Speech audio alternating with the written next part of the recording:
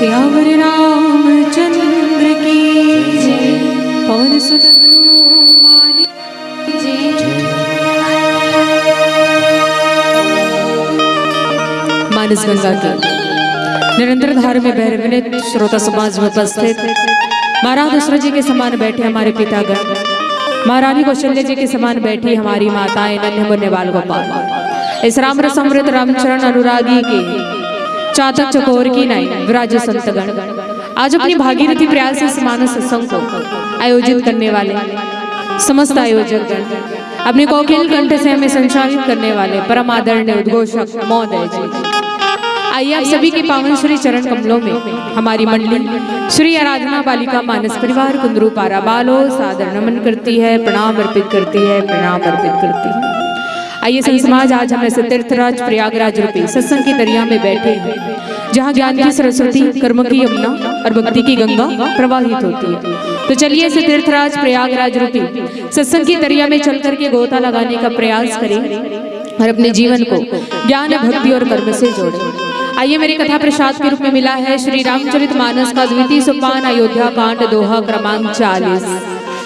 गोस्वामी श्री तुलसीदास जी महाराज ने लिखा, सुत सनेहु इत बचनु उत संकट परेहु नरेसु सकहु त आयसु धरहु सिर मेटहु कठिन कलेसु। आइए ये आज वो क्षण है महाराज दशरथ जी के जीवन का जहां पर वो कुछ बोल नहीं पा रहा है। आज पहली बार कोई राजा निशब्द हो गया है किसी को उत्तर देने के लिए। कई अपने 2 वरदान महाराज दशरथ को मांगे और वो दो वरदान को पूरा करने के लिए महाराज दशरथ जी को आज निशब्द होना पड़ा।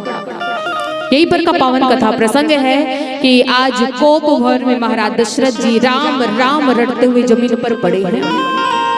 भगवान राम को बुलाया जा रहा है। आज अयोध्या की वो दशा क्या रही होगी। आज भगवान राम पहली बार अपने आंखों से दुख का सामना करने वाले। इससे पहले भगवान राम ने अपने जीवन में कभी दुख देखा नहीं था। आज भगवान राम पहली बार अपने आंखों से दुख देखने वाले हैं, दुख सुनने वाले हैं। और व्यक्ति के जीवन में जब दुख का आगमन होता है उस समय उसकी दशा क्या होती है, ये वही पावन कथा प्रसंग है। कैकेयी और भगवान राम के संवाद का कथा प्रसंग एक सुंदर से भजन के पश्चात हम जानने का प्रयास करेंगे। बोलिए दुर्गा मैया की जय।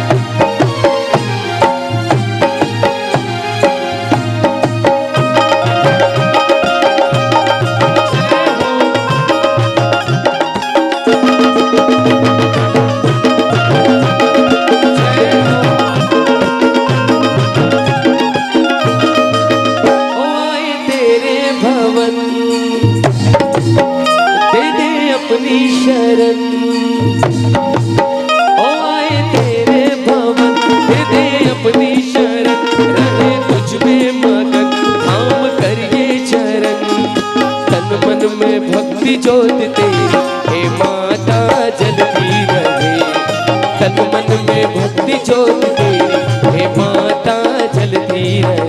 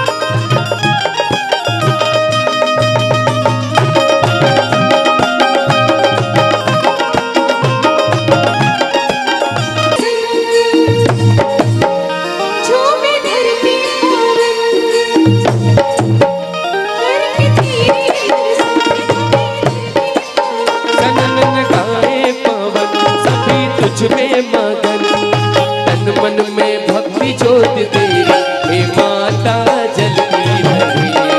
तन मन में भक्ति ज्योत तेरी हे माता जलती रहे।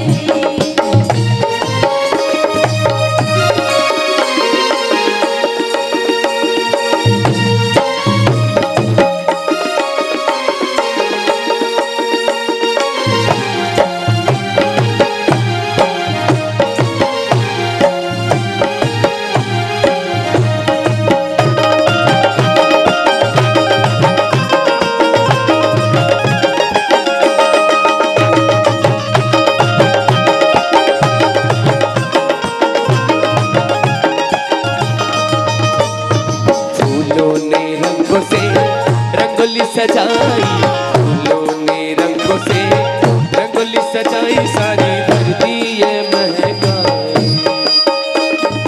जोर से बोलो, जय माता दी, से बोलो, जय माता दी। आरती खोली लगे किसी ना। पुरवैया देखो चमर कैसे डोलाए, ऋतु में भी माता झूला झुलाए। पाए भक्ति का रंग, हो पावने मन। पाए भक्ति का रंग, करके तेरा सुमिरन खुले अंतर नयन, तन मन में भक्ति ज्योत तेरी हे माता जलती रहे। तन मन में भक्ति ज्योत तेरी हे माता जलती रहे। तेरे भवन, रहे तुझ में मगन। ओ आए तेरे भवन, दे दे अपनी शरण, रहे तुझ में मगन थाम तेरे चरण। तन मन में भक्ति ज्योत तेरी हे माता जलती रहे। तन मन में भक्ति ज्योत तेरी हे माता जलती रहे। तन मन में भक्ति ज्योत तेरी हे माता जलती रहे। तन मन में भक्ति ज्योत तेरी हे माता जलती रहे। तन मन में भक्ति ज्योत तेरी हे माता जलती रहे। बोल अम्बे मैया की वंदे विदेह तनया उद्गुणैकं केशौरि सौरभ समाहितो गजत्तम् अन्त्रमन्त्रदापमनिसं मुनिहंस सेवं सन्मानि साली परतीत पराग पुंजं नीलाम्बुज श्यामल कोमलांगं सीता समारोपित वामभागं पाणवः शायक चारुचापं नमामि रामं रघुवंशनाथम् अधुनिर्बलहामं हीं शैलावलीं धनुषं कृशानं ज्ञानी नामाग्रगण्यं सकल गुण्यधानं वानरणामधीशं रघुपति प्रियभक्तं वातजातं नमामि। रघुपति प्रियभक्तं वातजातं नमामि। लखन सिया रामचंद्र शंकर हरि ओम। परमपिता परमात्मा भगवान श्री रामचंद्र जी के असीम कृपा से, असीम अनुकंपा से आज हम सभी यहाँ पर बैठे हैं भगवान की कथा सुनने, भगवान श्री रामचंद्र जी की पावन कथाओं को सुनने के लिए। आइए एक छोटा सा निवेदन है, ध्यान पूर्वक मन लगा करके भगवान की कथा को सुनिएगा, क्योंकि कहते हैं कि जिस मनुष्य ने भगवान राम की कथा को सुन लिया, जान लिया, उसने 4 वेदों का पठन पाठन कर लिया। क्योंकि राम का अर्थ ही क्या?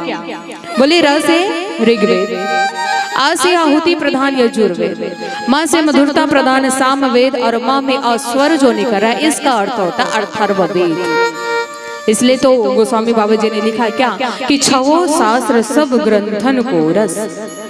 श्रामचरितमानस क्या है? शास्त्रों का, व्याकरणों का, उपनिषदों का समन्वय है।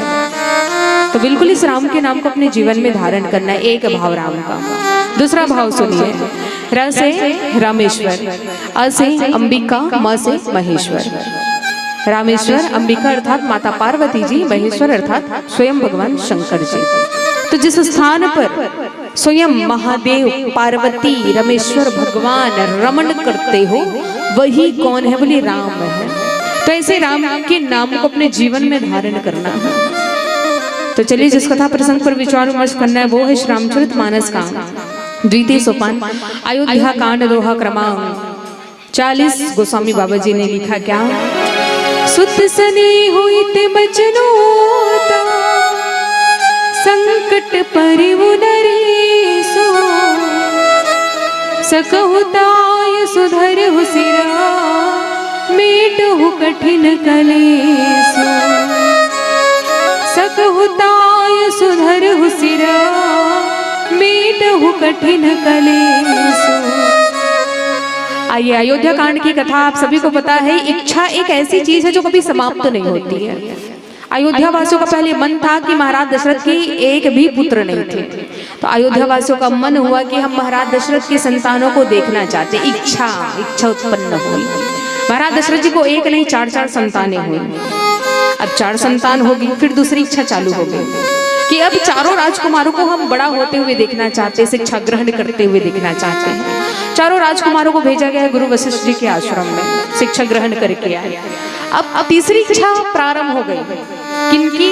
अयोध्या वासियों की, कि अब हम चारों राजकुमारों को दुल्हे के वेश में देखना चाहते हैं। चारों राजकुमारों का विवाह संपन्न कराया गया जनक राज में। जनक की बेटियों के, चारों बेटियों के साथ में चारों पुत्रों का विवाह करवा दिया गया। अब अयोध्या में अभी तक पूरी खुशियां ही खुशियां बट रही है, खुशियां ही बधाई के गीत गा रहे हैं, मंगल गान हो रहा है। अभी तक विवाह की तैयारियां, मतलब विवाह की खुशियां मनाई जा रही हैं अयोध्या नगर में। अब तीसरी इच्छा, चौथी इच्छा ये जागृत हुई, मतलब अभी तक तो भगवान उनकी सारी इच्छाओं को पूर्ण कर रहे थे, लेकिन अब अयोध्या वासियों का मन हुआ कि अब हम राम को राजा के वेश में देखना चाहते हैं।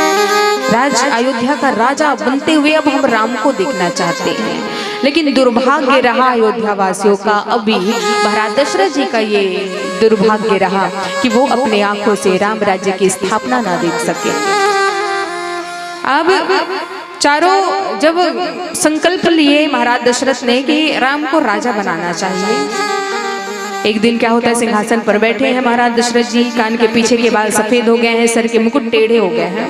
महाराज दशरथ जी को लगता है कि क्या ये जो मेरे सामने प्रशंसक बैठे, क्या मैं इनके अनुकूल हूँ?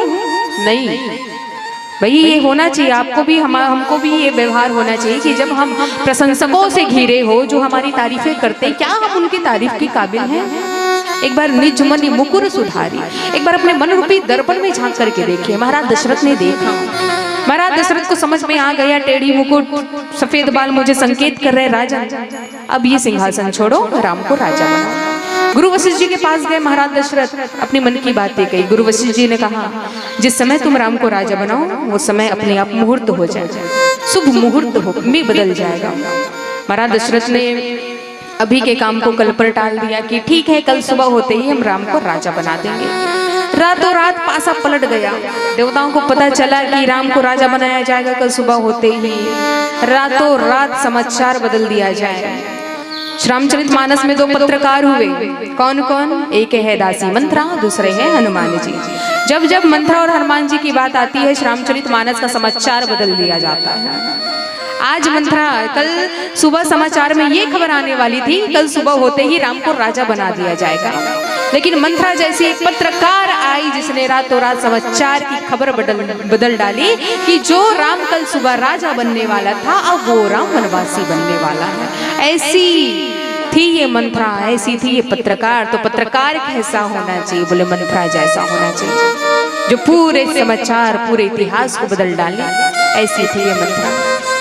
मंथरा गई कैकेयी के पास। जब कैकेयी के पास गई, भागते दौड़ते, पता चला राम राज्य होने वाले, कल सुबह राम को राजा बना दिया जाएगा। दौड़ करके जाती है मंथरा। कैकेयी कहती है, क्या हुआ, भागती क्यों आ रही है? मंथरा कहती है, तुझे कुछ पता नहीं है अयोध्या में हो क्या रहा है, चल क्या रहा है, पता नहीं है? कैकेयी कहती है कि क्या हो रहा है, बताओ, बताओगी तब ना पता चलेगा मुझे। मंथरा कहती, महाराज दशरथ ने बताया नहीं क्या कल होने क्या वाला है? मंथरा की बातों को सुन करके महारानी कैकेयी विचलित होने लगती है। बता मंथरा, सब सकुशल मंगल है कि नहीं? सब ठीक तो है ना? राम ठीक है कि नहीं? महाराज दशरथ जी ठीक है कि नहीं? सब ठीक तो है ना अयोध्या में, खबर दे जल्दी। तो मंथरा बताती है कि कैकेयी एक बार भी अपने बेटा भरत के बारे में पूछा, राम के बारे में तो पूछ रही है कि राम कैसा है, एक बार अपने बेटे भरत के बारे में पूछा। कैकेयी कहती है वो तो अपनी नानी घर में बड़ा प्रसन्न होगा, लेकिन मुझे चाह है मैं राम के संदेश को जानूं, राम कैसा है, मेरे बेटे का समाचार दे।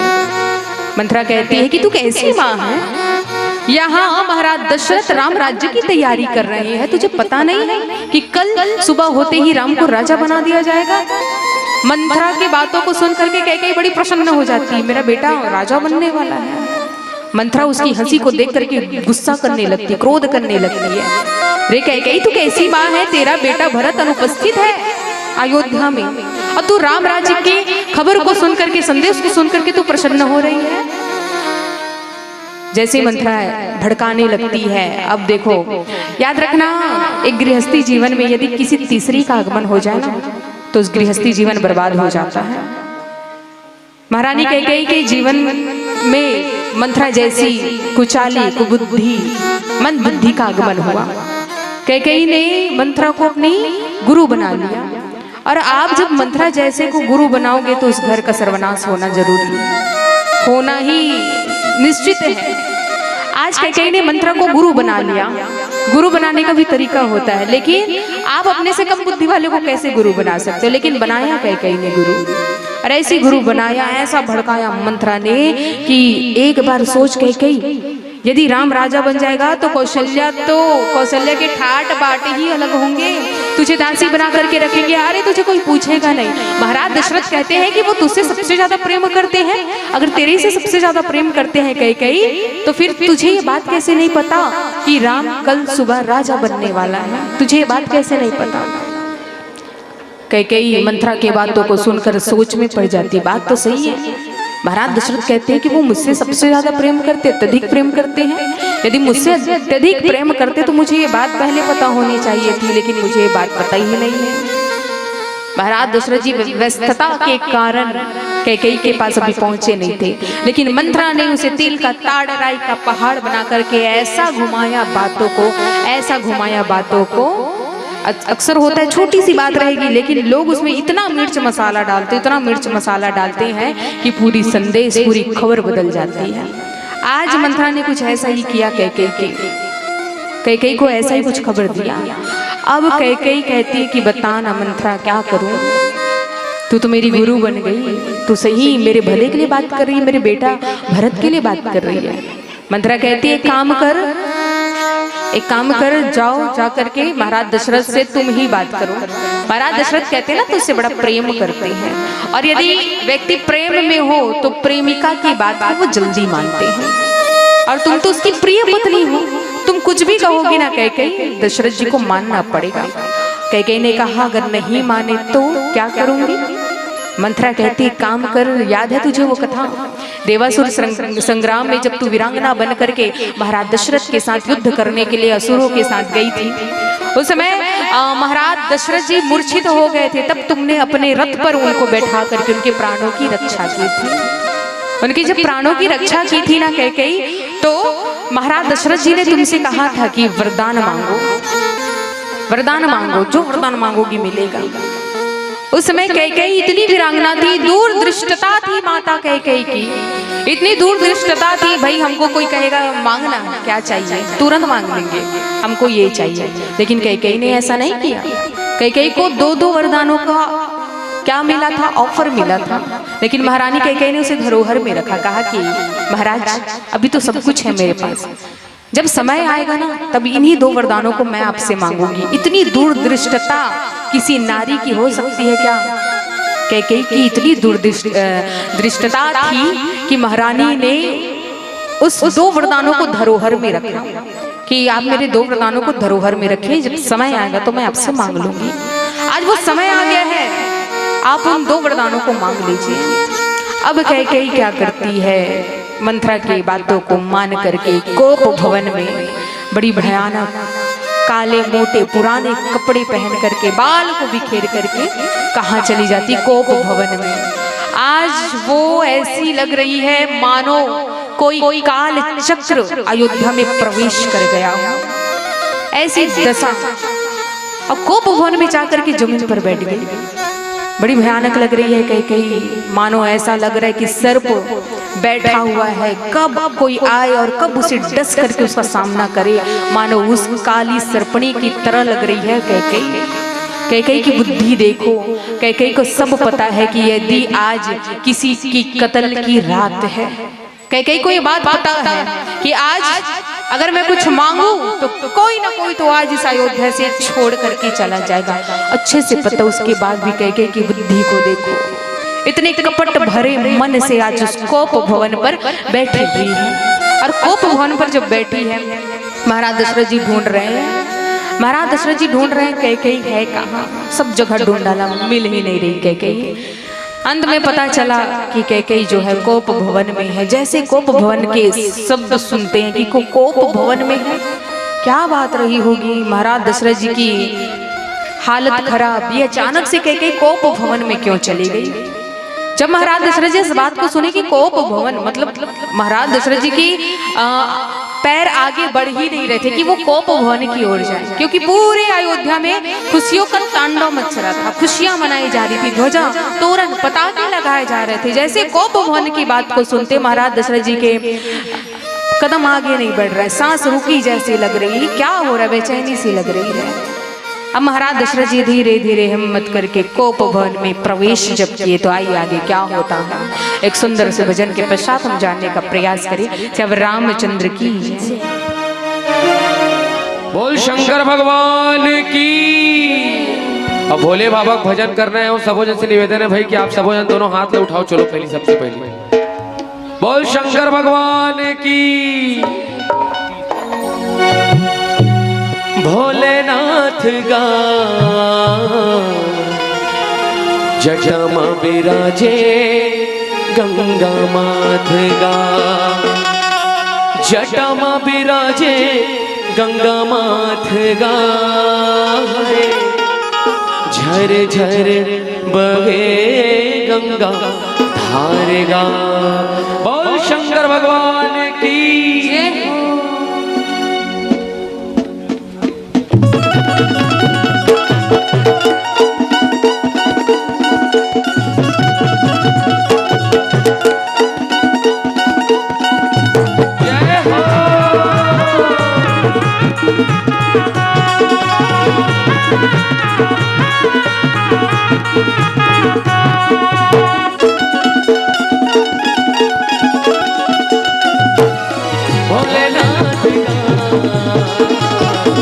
जटामा विराजे गंगा माथ गा,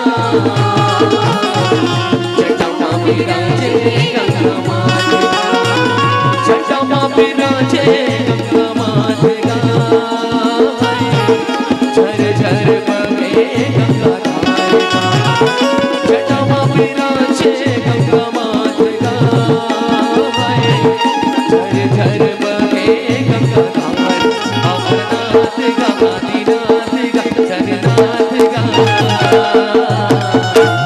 अब आवत रहे तब बतात रही से एक गांव में घर घर हावे कुआं, और जे भगवान शंकर के नाम में ताली नहीं बजवा तेकर मुड़ी मुड़ी खसखस ले जुआ।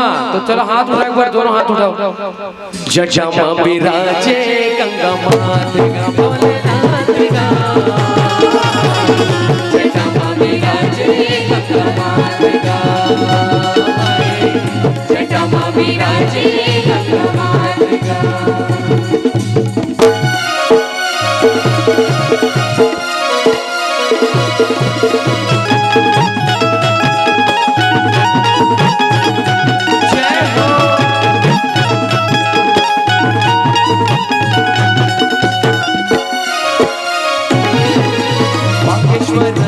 शंकर बोला नादे नमा विराजे, सोना मंदिर चम चम चमके बागेश्वर साजे।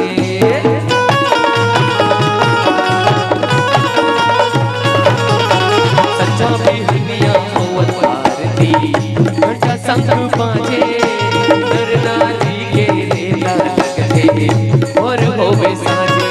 अमरनाथ गा दीनाथ गा सरनाथ गा। बोल शंकर भगवान जटा में विराजे गंगा मात गा, जटा में विराजे गंगा मात गा,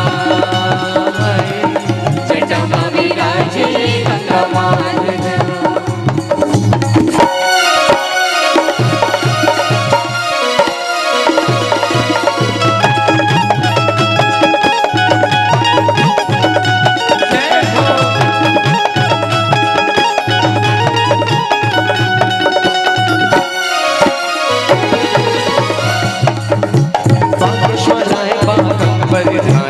अंग विभूति लगाए नरी मसोहे सरपन माला मात्र कुंड साजे।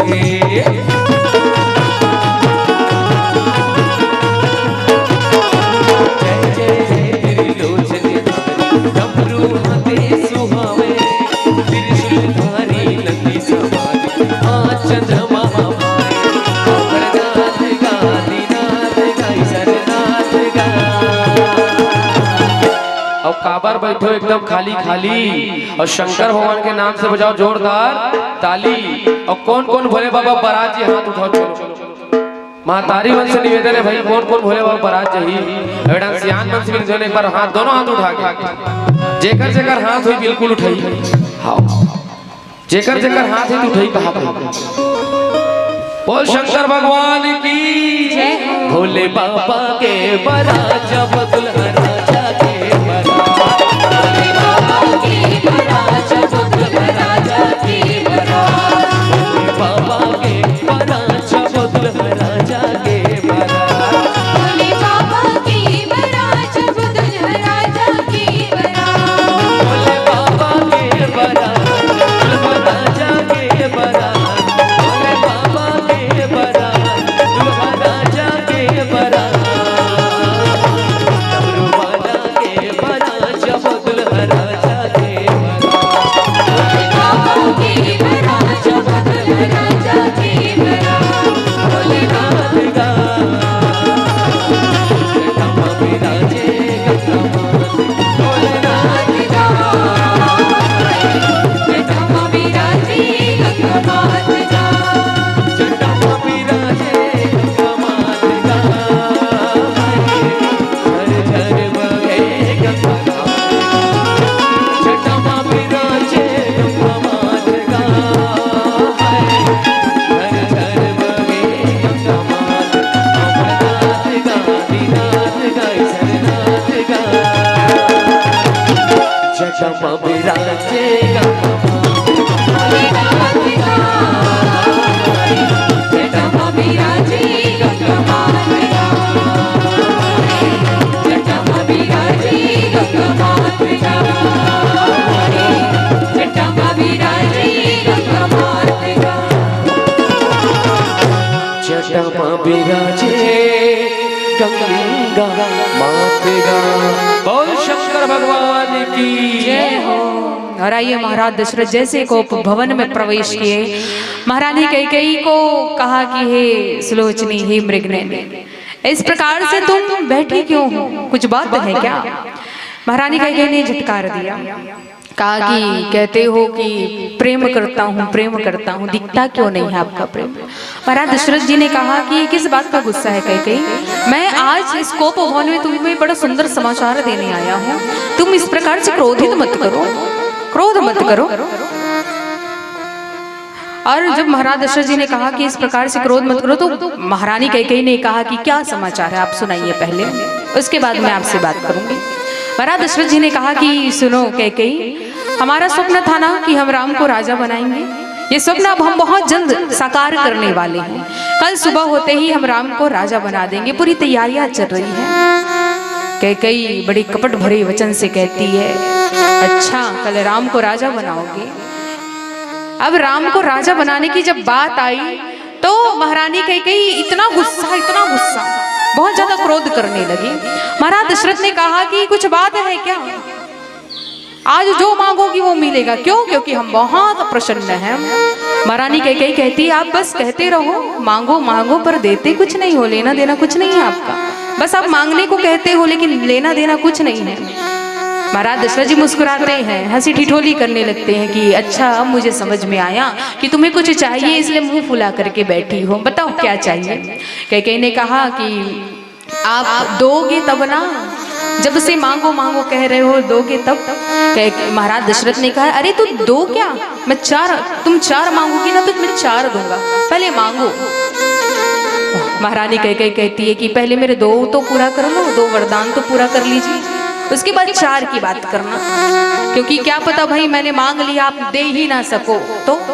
तब महाराज दशरथ ने कहा कि कैकेयी अच्छे से पता है ना, रघुकुल रीत सदा चली आई, प्राण जाई पर वचन न जाए, कि रघुकुल की रीत है कि प्राण भले ही चले जाए लेकिन वचन नहीं जाएंगे। मांगो वरदान, क्या वरदान चाहिए।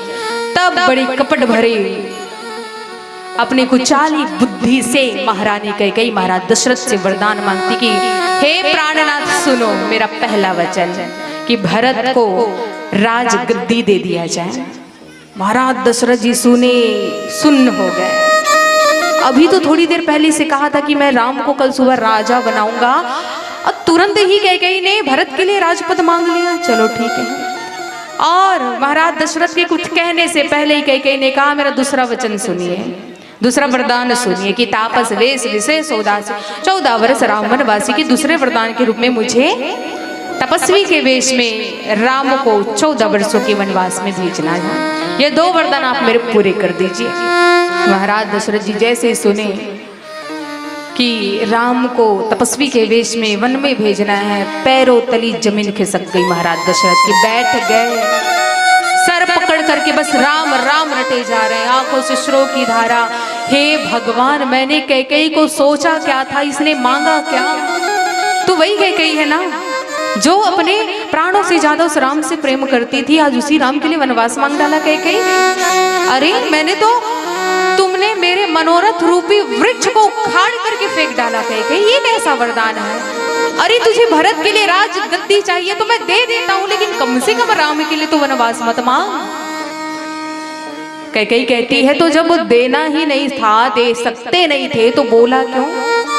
करो वही जो बोल सको, आपको करना ही नहीं था तो बोला क्यों कि वरदान मांगो। वरदान नहीं, दो नहीं, 4 वरदान मांगो। आप तो मेरे वरदान को पूरा करने के लिए तैयार ही नहीं हो। आप सत्य कहो महाराज, यदि आप मेरे वरदान को पूरा नहीं कर सकते तो फिर अपयश सहने के लिए आप तैयार हो जाओ।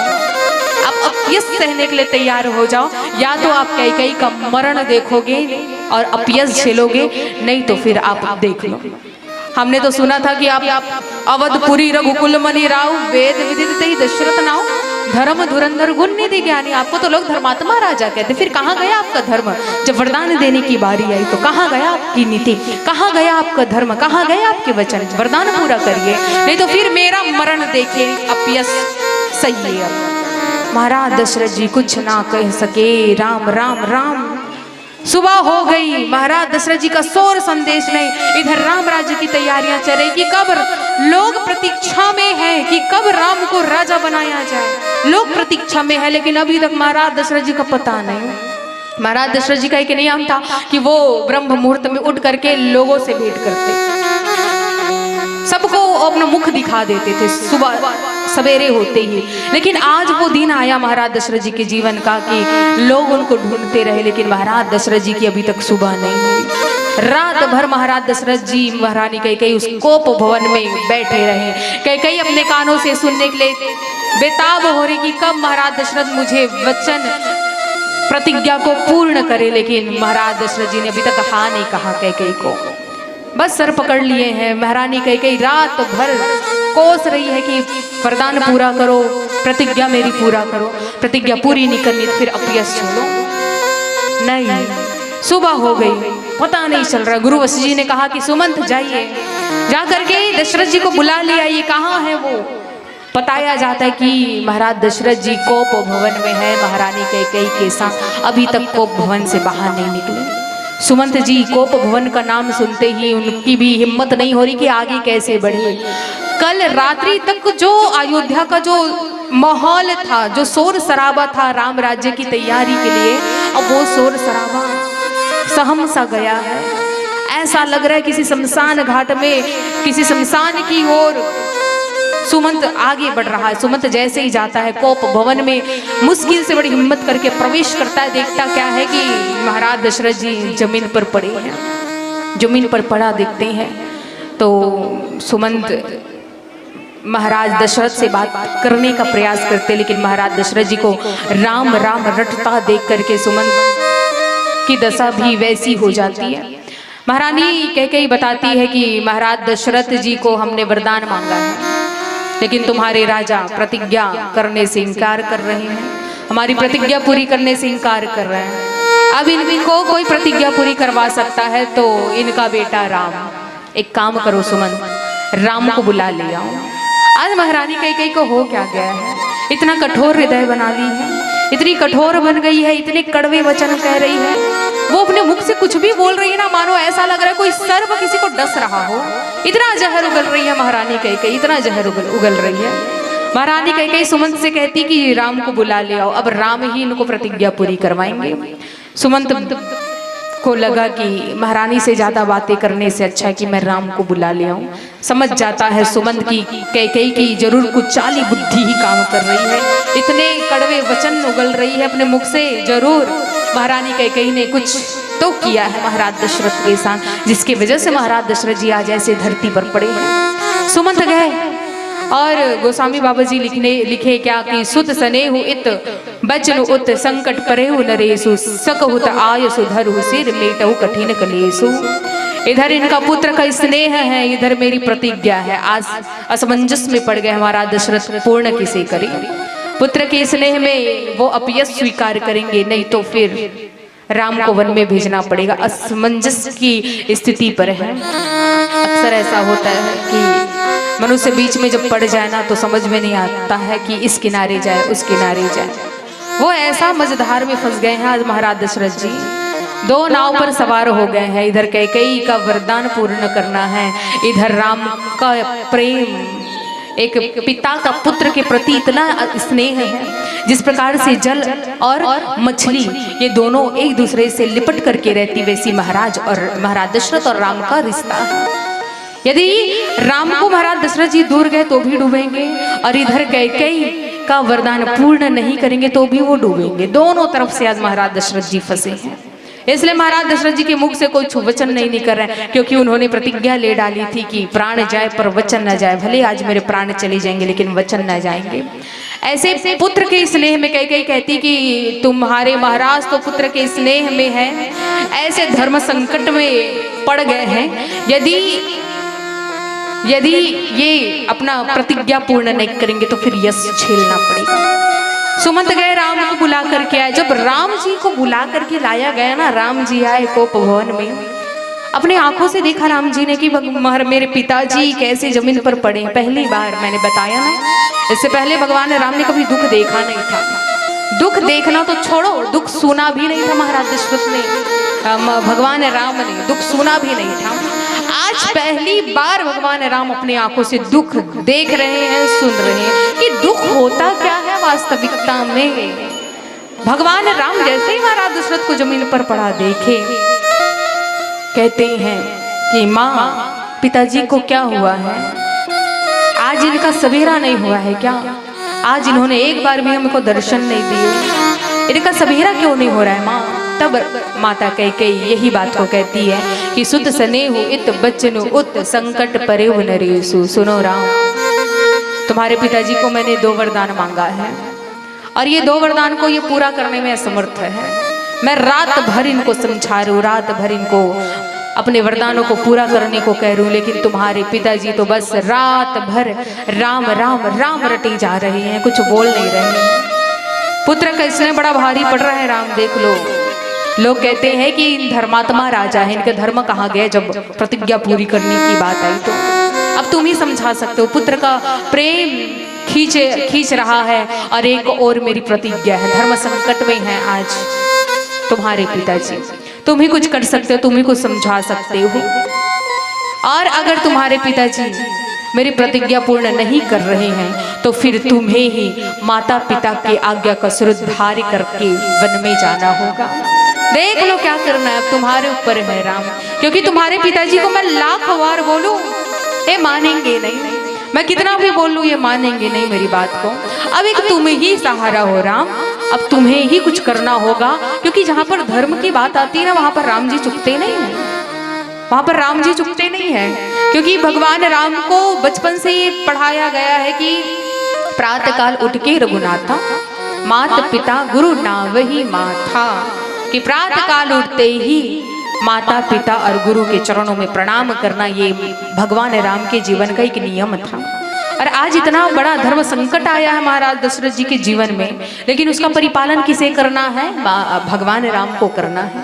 तो महारानी कैकेयी ने कहा कि राम अब तुम ही जानो, जो शिक्षा, जो माता पिता ने जो शिक्षा दी, अब उसका सर पर सिरउद्धारी करो और सिरउद्धारी करके उनकी आज्ञा का पालन करो, उनकी बात को मानो। भगवान राम कहते हैं कि माँ कैसी बातें कर रही हो आप, आपको अच्छे से पता है कि हमारे जीवन का सर्वप्रथम कर्तव्य क्या है? बोले माता पिता गुरु ना वही माता। हमारे जीवन का ये नियम है कि हम सबसे पहले हमारे संसार में हमारे गुरु कौन है? माता पिता है। तो माता पिता की आज्ञा का पालन करना ही हमारा धर्म है और यही हमारी संस्कृति, यही हमारा रामायण है जो राम की मर्यादाओं पर चलना सिखाती है। भगवान राम कौन है? ये धर्म हेतु इस संसार में अवतार लिए हैं। यदि आज भगवान राम ने माता पिता की आज्ञा को सुधार नहीं किया तो फिर राम के चरित्रों का क्या? कारण क्या है कि हम भगवान राम को मर्यादा पुरुषोत्तम भगवान राम कहते? कारण क्या है? यही कारण है कि भगवान राम ने धर्म पर रह करके माता पिता की आज्ञा को सुधार किया।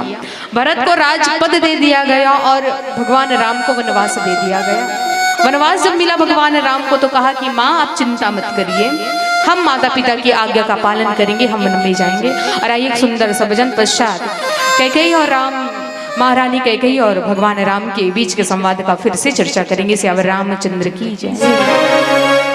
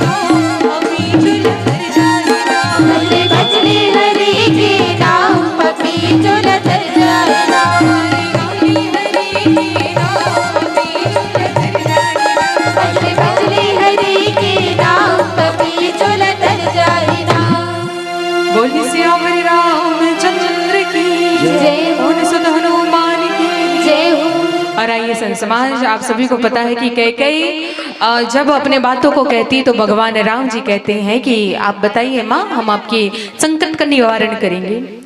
और आइए संत समाज कहते हैं कि महारानी कैकेयी वंदनीय भी है और निंदनीय भी है, लेकिन हर जगह वंदनीय है ऐसा तो नहीं है।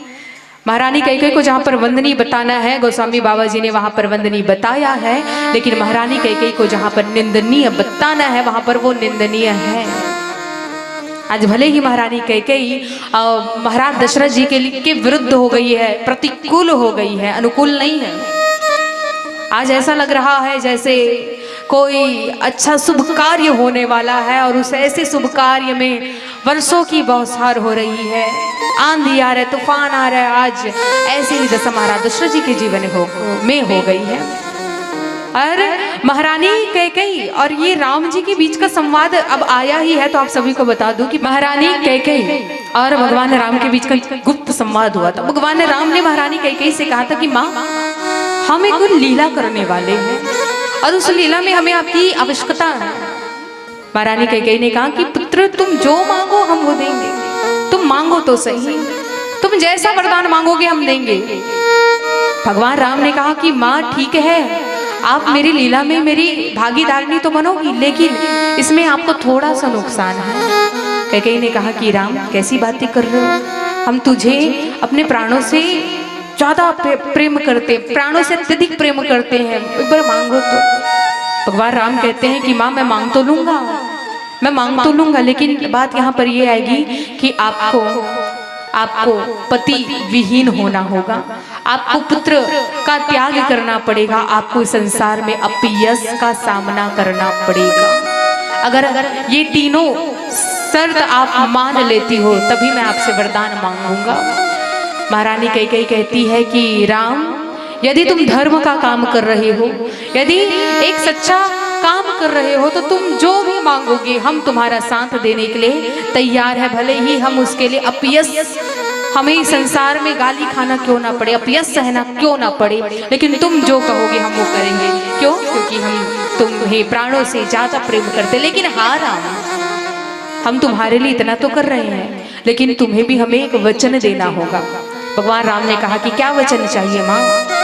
यदि आप हमारे वचन में सम्मिलित हो रही हो, आप हमारे लीला में सम्मिलित हो रही हो, तो बिल्कुल हम भी आपको वरदान देने के लिए तैयार है, मांगे क्या? तब महारानी कैकेयी कहती है कि ठीक है राम, हम त्रेता युग में तुम्हारे लिए अपयश होने के लिए तैयार है, विधवा होने के लिए तैयार है, पुत्र के लिए कुमाता होने के लिए तैयार है, लेकिन इसके लिए एक संकल्प करना होगा, एक वरदान तुम्हें देना होगा। जब अगला युग आएगा तो तुम मेरे गर्भ से जन्म लोगे, ये वरदान तुम्हें भी मुझे देना होगा। इस युग में तो तुम मेरे पुत्र नहीं हो सके, पुत्र नहीं हो, लेकिन जब अगला युग आएगा तो तुम्हें मेरा सगा पुत्र बनना होगा, मेरे गर्भ से तुम्हें जन्म लेना होगा। महारानी कैकेयी के वचनों को सुन करके भगवान राम ने कहा कि माँ, आप जो वरदान मांगो हम आपको वरदान देते हैं कि जब हमारा अगला युग आएगा तो बिल्कुल हम आपके पुत्र के रूप में, श्री कृष्ण के रूप में आपके गर्भ से ही अवतार लेकर के आएंगे। इस प्रकार से ये गुप्त संवाद है और आज उसी लीला को कैकेयी और भगवान राम पूर्ण कर रहे कोप भवन में। भगवान राम ने कहा कि आप मेरे लिए 14 वर्षों का वनवास मांगला, लेकिन इसके लिए आपको अपयश सहना पड़ेगा, माता से कुमाता बनना होगा, क्योंकि भरत हमेशा महारानी कैकेयी को कुमाता कहता था। विधवा बनना पड़ेगा आपको, पति के वियोग में रोना पड़ेगा, फिर ये सारी शर्तें आपको माननी होगी। महारानी कैकेयी ने हंसी खुशी स्वीकार कर लिया, इसलिए महारानी कैकेयी वंदनीय है। अगर राम को मर्यादा पुरुषोत्तम राम बनाने का पीछे कोई हाथ है तो वो है महारानी कैकेयी का, इसलिए महारानी कैकेयी को वंदनीय कहा गया है। और ये लीला है भगवान की, भगवान के मर्जी के बिना एक पत्ता नहीं हिलता है। और आज ये जो बातें कह रही है, अगर महारानी कैकेयी इतनी कपट भरी कड़वे वचन कह रही है तो किसकी लीला है? बोले भगवान राम की लीला है। और यही रहा संत समाज कथा प्रसंग की।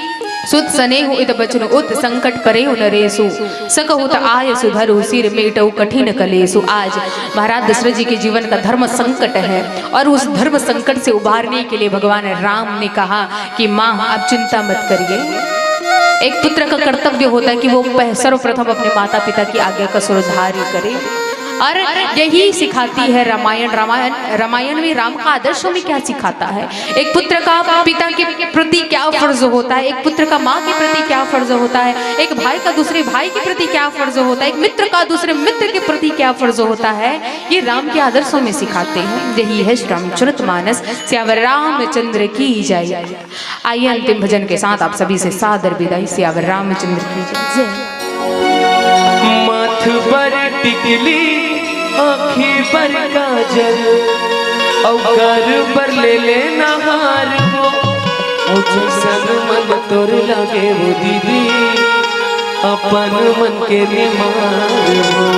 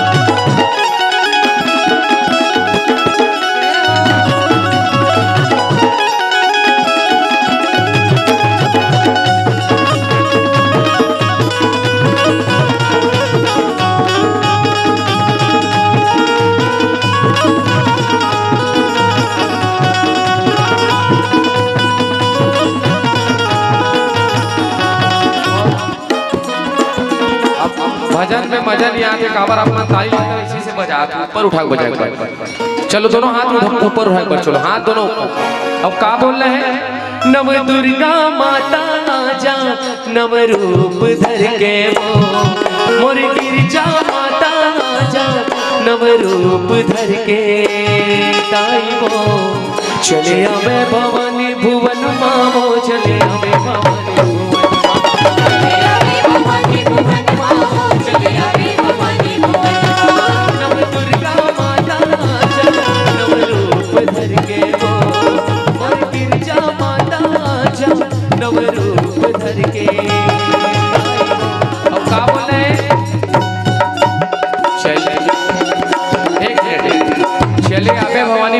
बोले का बोल चले आबे भवानी, आवाजें नहीं आती, मजा नहीं आती। चले आबे भवानी, चले आबे भवानी भुवन मावो, चले आबे भवानी भवानी भुवन मावो, चले आबे भवानी भुवन मावो, चले आबे भवानी भुवन मावो, चले आबे भवानी भुवन मावो, चले आबे भवानी भुवन मावो, चले आबे भवानी भुवन मावो।